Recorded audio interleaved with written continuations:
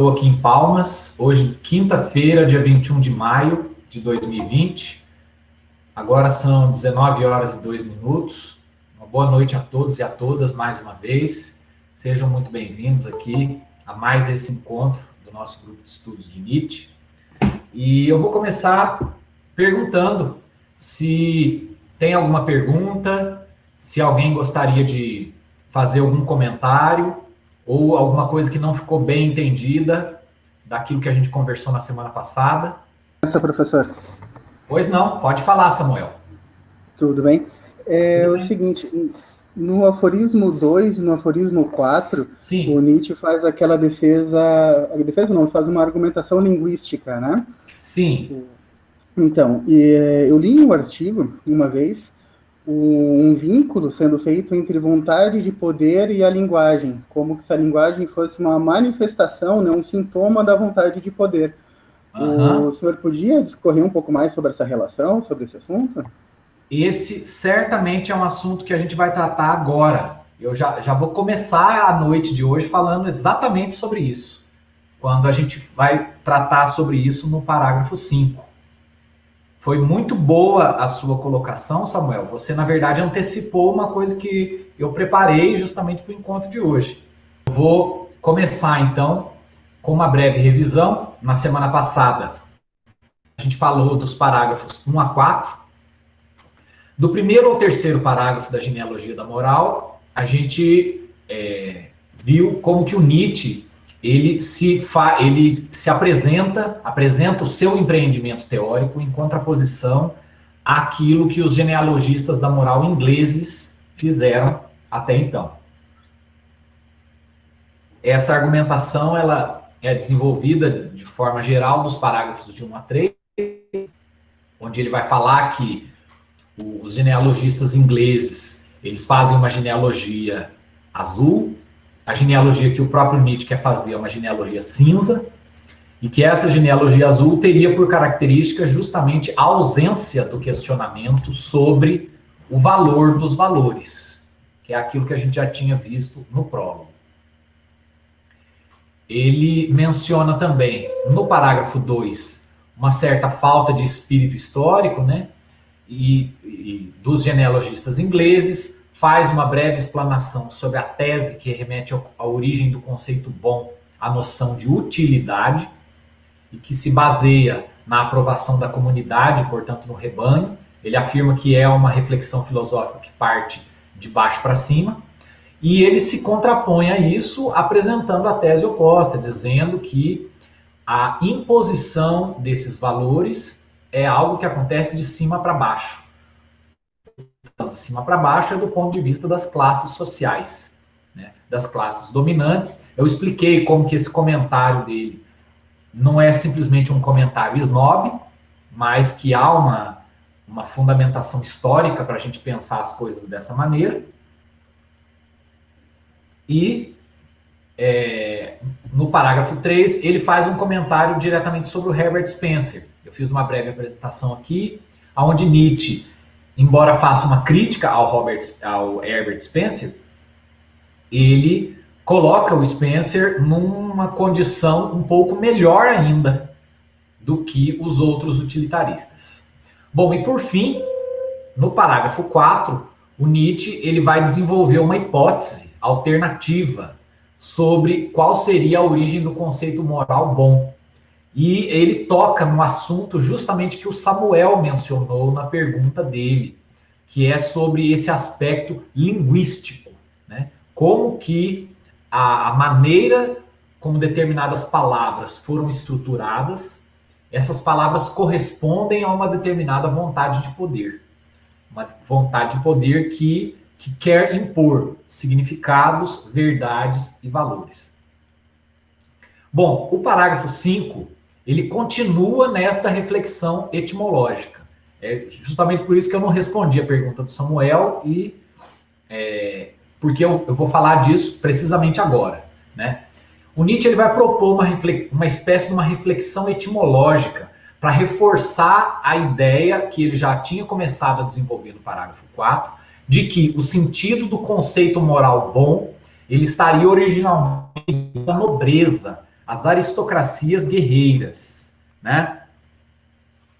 E ele logo no começo aqui do parágrafo 5, ele vai falar, né, que os nobres, os senhores que designam a si mesmos como os poderosos, os comandantes e etc., né, os ricos, os possuidores, e ele vai falar aqui do Arya, né? Ele não está falando da Arya Stark, do Game of Thrones, ele está falando do povo ariano. E aqui é importante a gente diferenciar entre o que é fato e o que é ficção. Porque a gente vai perceber que nessa argumentação de Nietzsche, essa distinção precisa ser muito bem feita. Tá? Bom, o que foram os povos arianos? Né? Primeiro, vamos começar com os fatos. Né? O que se sabe sobre os povos arianos? Na verdade, a expressão mais utilizada nos discursos históricos, na historiografia, são os povos indo-arianos. Tá? É uma comunidade de populações que descende dos chamados povos proto-indo-europeus. Tá? O que é proto-indo-europeus? Esse é um conceito bastante utilizado na linguística. Tá? Inclusive, se eventualmente a professora Adriana ou a Marília estivessem aqui, elas poderiam até me ajudar com algum esclarecimento nesse sentido. Dentro das pesquisas linguísticas, postula-se a existência de um idioma primitivo. O idioma é o proto-indo-europeu, devido a certas similaridades do ponto de vista da estrutura do idioma da língua indiana com certas línguas primitivas faladas pelos povos europeus. Por conta disso, postulou-se a existência de uma comunidade linguística, né, que falava esse idioma, e que ela seria uma população que estaria originária mais ou menos na região entre os mares Cáspio e o Mar Negro. Tá? Depois, se vocês tiverem curiosidade, vocês podem olhar no mapa. É uma região que hoje abrange o sul da Rússia, os países conhecidos como Geórgia, Armênia, um pedaço do Cazaquistão, o Azerbaijão, o norte do Irã e o sudeste da Ucrânia. Isso eu estou me referindo a uma civilização, não é bem uma civilização, né? É um agrupamento são vários agrupamentos que existiram nessa região durante o período neolítico, ou seja, entre ali 7.000 a.C. até aproximadamente 4.000 a.C. Posteriormente, esses grupos populacionais, eles realizaram algumas migrações, né? De um lado, os proto-europeus se direcionaram para a região, né, através da Ucrânia, vindo a ocupar posteriormente a Europa, e os povos indo-arianos, esses povos, eles migraram para o norte do subcontinente indiano, aonde hoje é a região que compreende Paquistão, Índia, o norte da Índia, Bangladesh e o Nepal. Essa migração aconteceu em meados de 1.800 anos antes de Cristo. Tá? E essa migração ela esteve diretamente associada com a invenção do carro de guerra, os diferentes tipos de carruagens e veículos de guerra. Tá? Bom, o que caracterizava essas populações indo-arianas? Né? E da onde que vem o nome ariano? Bom, a palavra Arya, né, é uma palavra em sânscrito que significa senhor, significa nobre, e era o termo que essas populações utilizavam para se referir a elas próprias. Essas populações eram populações seminômades, principalmente de pastores, mas também de conquistadores. E, ao adentrarem o norte do subcontinente indiano, elas se lançaram em guerras de conquista sobre as comunidades agrícolas que haviam florescido nos vales dos rios da região, especialmente o rio Indo e o rio Ganges. São rios muito, muito importantes dentro da história da Índia. Basta a gente observar, né, isso do ponto de vista histórico, as primeiras civilizações agrícolas, elas surgiram em diferentes regiões do mundo, mais ou menos nesse período, que era a Idade do Bronze, né? Teve comunidades agrícolas no delta do rio Nilo, teve comunidades agrícolas na região da Mesopotâmia, entre os rios Tigre e Eufrates, comunidades agrícolas entre nas margens desses rios indianos, né? O rio Indo e o rio Ganges, na China também, no rio Amarelo, o rio Yangtze. O que aconteceu é que essas populações nômades, os indo-arianos, dominaram essas comunidades agrícolas, porque tinham uma maior propensão à guerra e tinham uma tecnologia superior. E essa mudança marcou o chamado período védico na história da Índia. O período védico que vai de aproximadamente 1500 a.C. até 500 a.C. O período védico, como o próprio nome já diz, é onde as primeiras escrituras sagradas do hinduísmo foram redigidas, os chamados Vedas, né? E foi aí que se originaram as 4 castas tradicionais que perduraram durante muitos anos e ainda perduram em algumas regiões dentro da civilização indiana, né? As castas dos sacerdotes, guerreiros, os camponeses e a última casta que são os excluídos da sociedade. Bom, o que se tem sobre os povos arianos é isso, tá? Aí, paralelamente a isso, antes de eu falar do aforismo aqui do Nietzsche, vale a pena eu falar sobre a ficção, né, que existe sobre os povos arianos ou a raça ariana, tá? Em 1855, na segunda metade do século XIX, foi publicado um livro na Europa de autoria de um diplomata e escritor francês chamado Arthur Gobineau. Em francês escreve-se Gobineau, né? A pronúncia é Gobineau. Esse livro se chamava Ensaio sobre a Desigualdade das Raças Humanas. Gobineau, ele ficou conhecido na história da humanidade como um diplomata francês, um escritor francês racista e antissemita, e que esse livro que ele escreveu foi um dos primeiros trabalhos sobre eugenia e sobre racismo a ser publicado no século XIX, e que posteriormente serviu de base para o desenvolvimento de várias outras teorias e ideologias racistas dessa época. Basicamente, em resumo, qual que é a ideia do Gobineau, né? Existiriam raças melhores e mais evoluídas do que outras, sendo que essas raças melhores, elas estariam destinadas a governar o mundo. Gobineau divide a humanidade em 3 raças básicas: os brancos, que seriam os melhores de todos, os negros, que seriam fisicamente fortes, porém intelectualmente primitivos, e os amarelos, que seriam os orientais, né? Que, de acordo com a opinião do Gobineau, eles seriam física e intelectualmente medíocres, mas extremamente materialistas. E, com base nisso, o Gobineau ele faz uma justificação da divisão social das sociedades aristocráticas. Porque ele vai dizer que, durante o período feudal, as populações de servos, de camponeses, que viviam numa condição praticamente de semi-escravidão, essas eram populações racialmente diferentes e que, entre aspas, mereciam ser dominadas pelos brancos, que eram os melhores. E que as classes aristocráticas da Europa, da segunda metade do século XIX, a aristocracia francesa, a aristocracia inglesa, a aristocracia alemã, etc., todas eram descendentes de civilizações brancos, né? Bom, dentro da raça branca, segundo o Gobineau, existiriam os arianos, né, que eram os loiros de olhos claros, que esse aí era o suprassumo da melhor parte da humanidade, e os não arianos. Tá?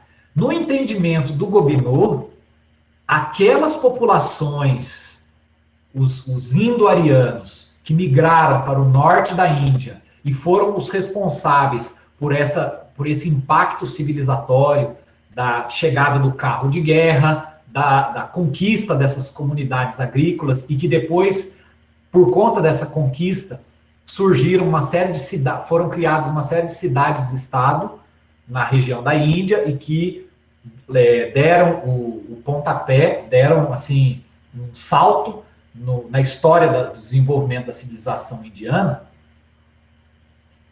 Segundo Gobineau, essas populações eram brancas de olhos claros, o que não é corroborado hoje por nenhuma pesquisa de natureza antropológica, de natureza paleontológica, tá? No entendimento do Gobineau, essas populações de arianos depois migraram para a Grécia e foram os responsáveis pelo crescimento e pelo apogeu da civilização grega, porque ele acredita que os arianos, sendo a melhor raça que existe, os mais inteligentes, eles foram os responsáveis pelo surgimento das grandes civilizações que marcaram a história da humanidade.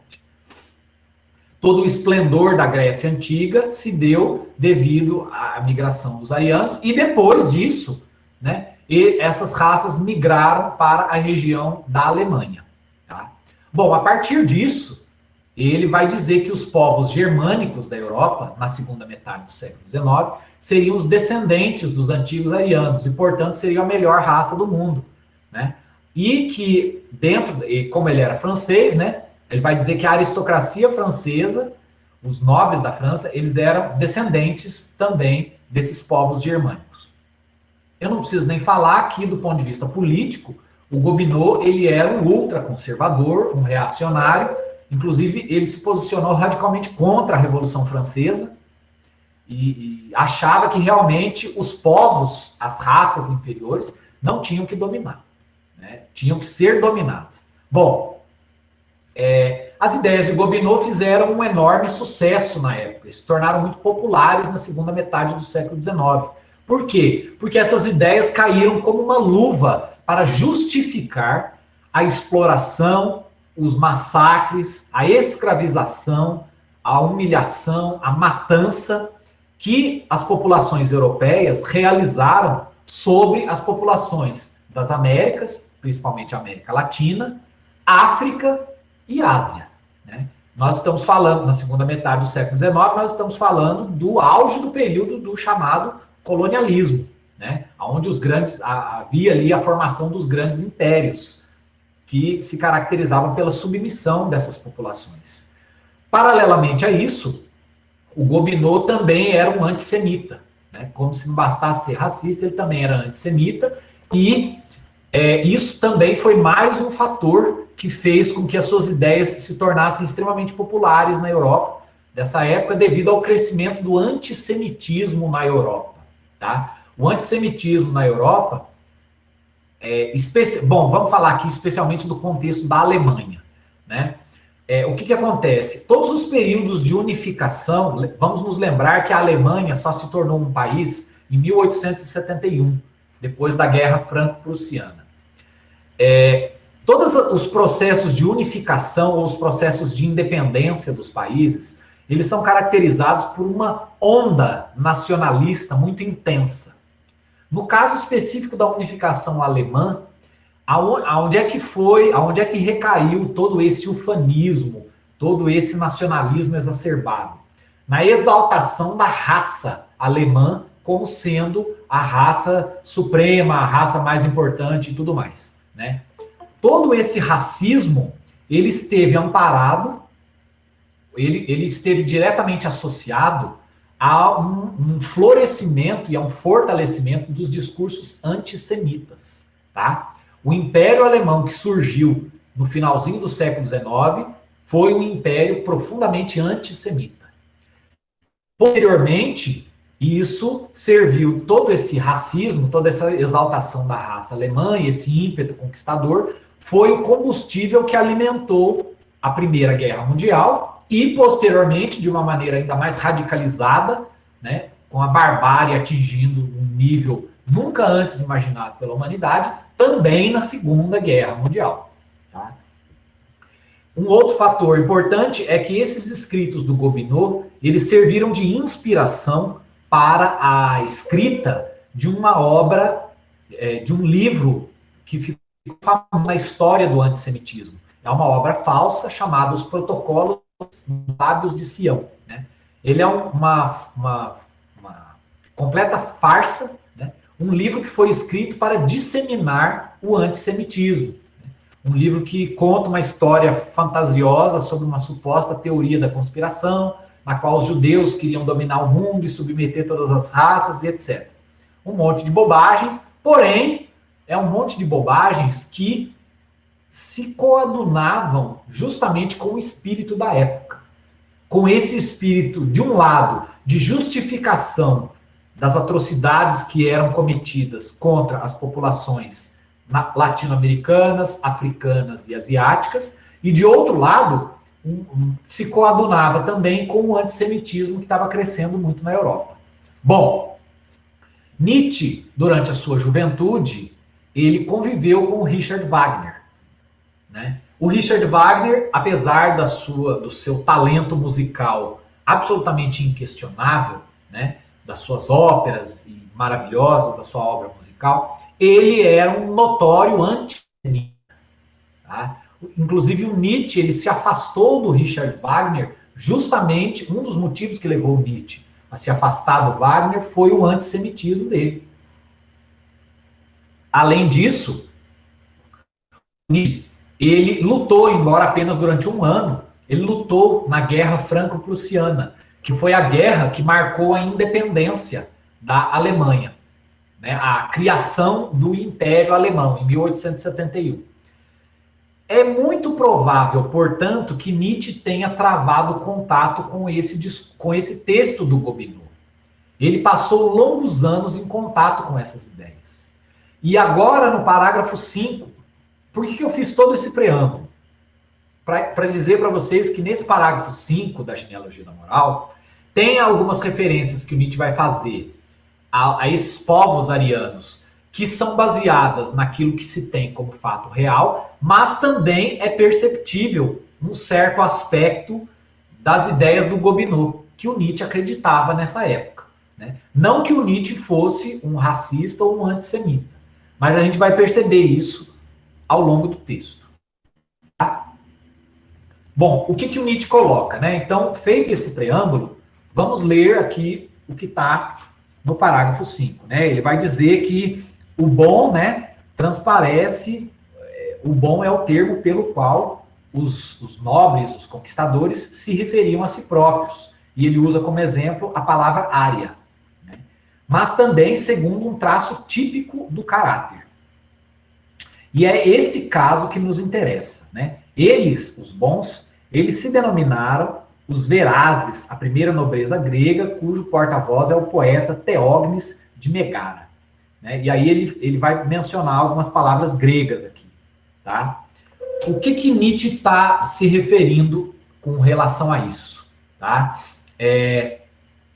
A ideia de Nietzsche aqui é de que, da mesma forma como acontece com as palavras utilizadas para designar as castas na antiga Índia, também os termos bom e ruim, eles remontam a uma divisão social que servia simultaneamente para denominar e simultaneamente para hierarquizar as pessoas.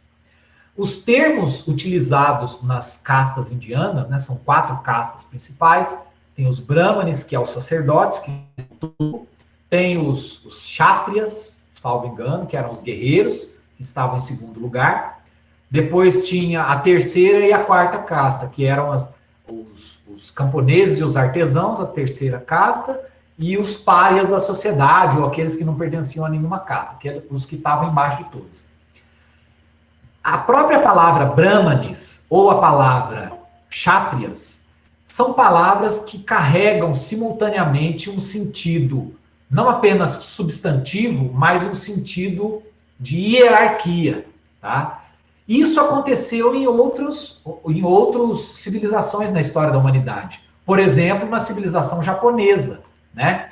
No Japão feudal, que também era uma sociedade dividida por castas, você tinha lá os samurais, os comerciantes, camponeses e os artesãos. Né? Eu não sei o termo em japonês para comerciantes, camponeses e artesãos, mas os samurais significavam os guerreiros.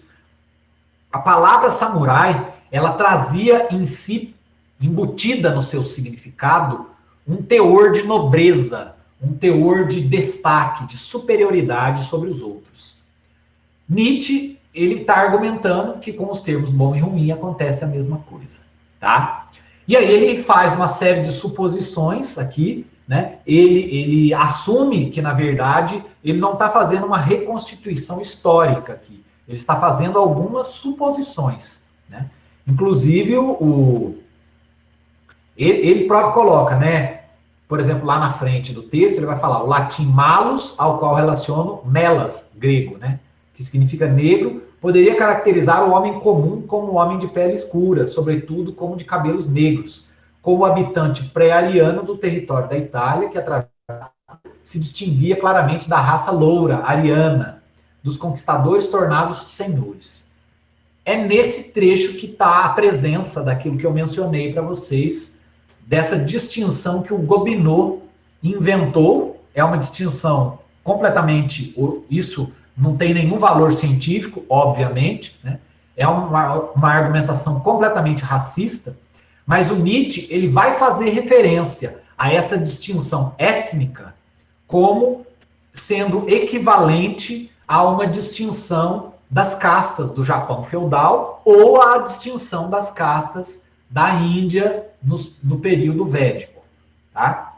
Continuando aqui, então ele vai indicar, né, que esses adjetivos relacionados à nobreza, eles estariam de alguma maneira ligados a essas características do povo ariano, e que em contraposição, os adjetivos ligados à maldade ou à mediocridade estariam ligados a características de outras raças, consideradas por Gobineau como mais primitivas. E aqui o Nietzsche ele se apropria desse discurso, né?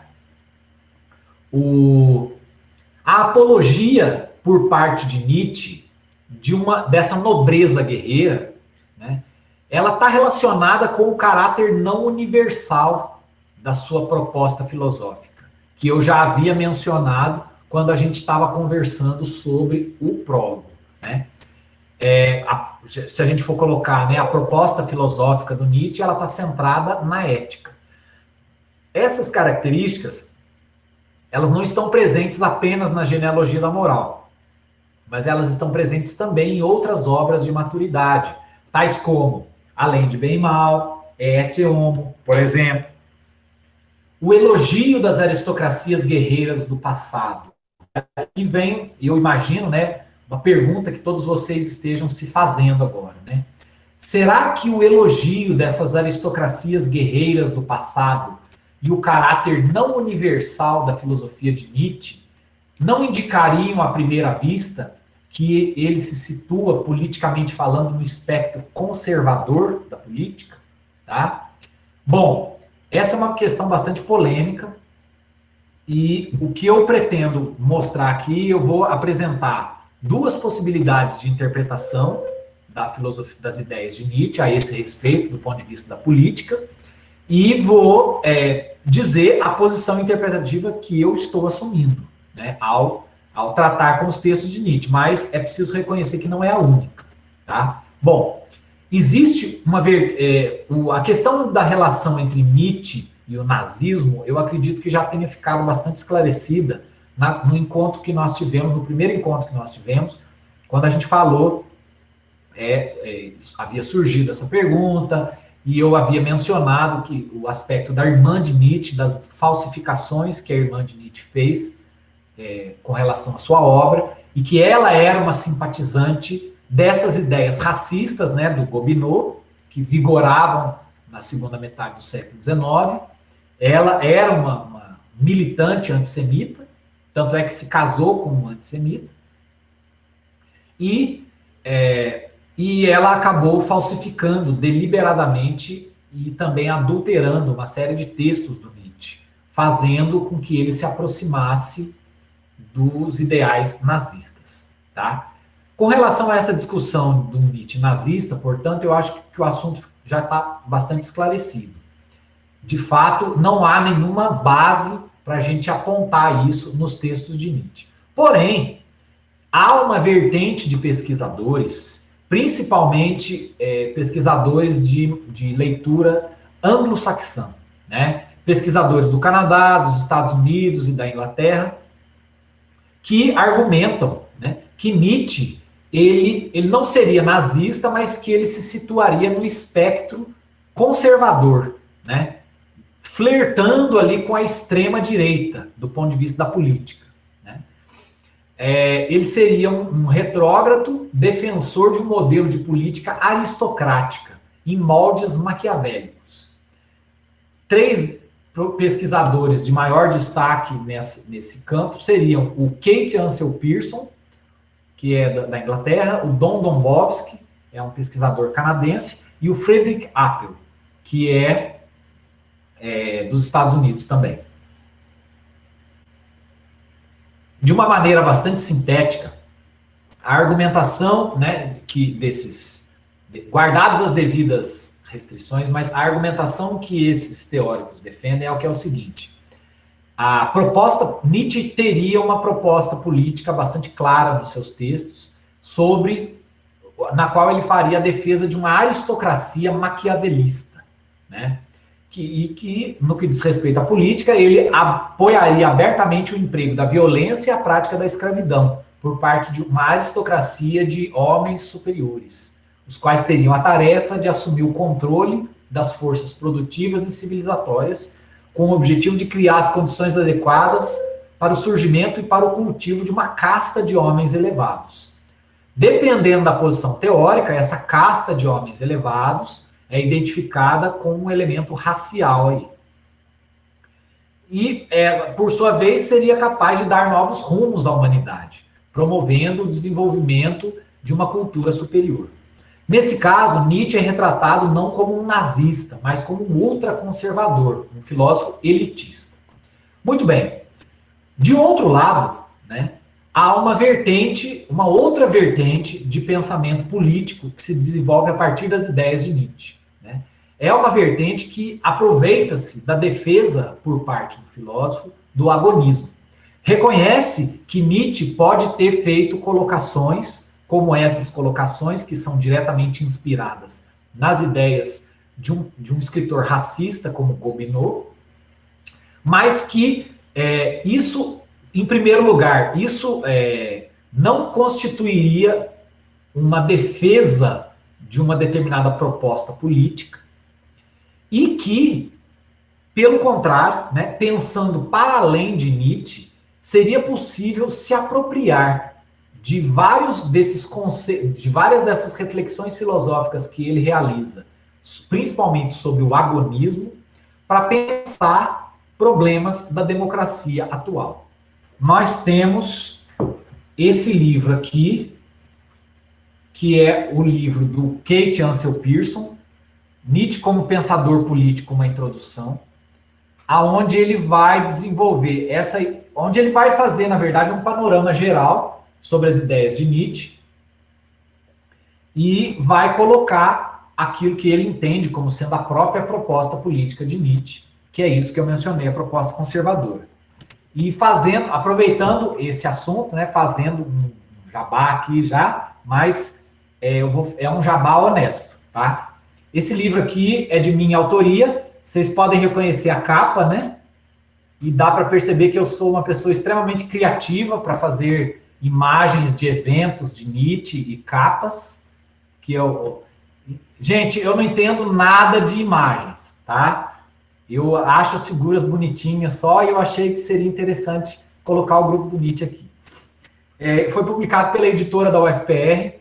A tiragem desse livro acabou ficando bastante reduzida, mas a boa notícia é que tem um e-book gratuito, editado também pela editora, e depois eu vou passar o link para vocês, tá? Não estou vendendo nada, embora se vocês quiserem comprar o livro físico, né? Talvez vocês ainda encontrem, aonde eu busco discutir justamente, primeiro, né? Existe uma proposta política em Nietzsche ou não?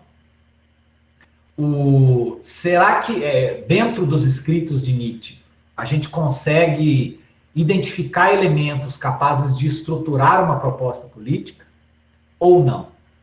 E se haveriam esses elementos, né, para qual direcionamento que a gente vê? Porque ao longo do século XX, ao lado da apropriação nazista, que foi uma deturpação total, e dessa posição que localiza o Nietzsche, vamos colocar assim, como ultraconservador, nós temos, por exemplo, teóricos que buscaram aproximar Nietzsche do anarquismo, principalmente do anarquismo individualista, do Max Stirner, com as reflexões de Nietzsche sobre o egoísmo, umas coisas assim.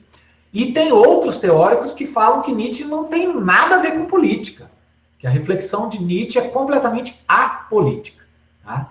Bom, eu não vou entrar aqui no mérito do livro, porque aí vai acabar dispersando um pouco o assunto. Com isso, eu só estou querendo dizer que o assunto é bastante polêmico, tá? Que, em se tratando do assunto política em Nietzsche, vocês vão achar desde... Ah, e detalhe, e como não poderia deixar de ser, né? Se a gente for pensar nos escritos que Adorno tem sobre Nietzsche, né? Os grandes elogios que Adorno vai fazer a Nietzsche, Adorno, caracteristicamente um pensador da esquerda, né? Da escola de Frankfurt, fazendo o elogio de Nietzsche. Então a gente tem Nietzsche anarquista, Nietzsche que não tem nada a ver com política, Nietzsche nazista, Nietzsche na direita, Nietzsche na esquerda, para todos os gostos, né? Fica conforme o gosto do freguês. Bom, eu acho que eu não seria honesto, né, de não mencionar para vocês essas diferentes vertentes interpretativas. O meu posicionamento pessoal, que eu acho que fica bastante claro, né, também pelo trabalho que eu venho desenvolvendo, é esse posicionamento do agonismo. Tá? É esse pensamento de tentar se apropriar das ideias de Nietzsche para pensar problemas ligados a questões de gênero, a problemas da democracia e tudo mais. Né? O próprio Nietzsche não pensou sobre essas questões. O próprio Nietzsche não chegou a desenvolver isso.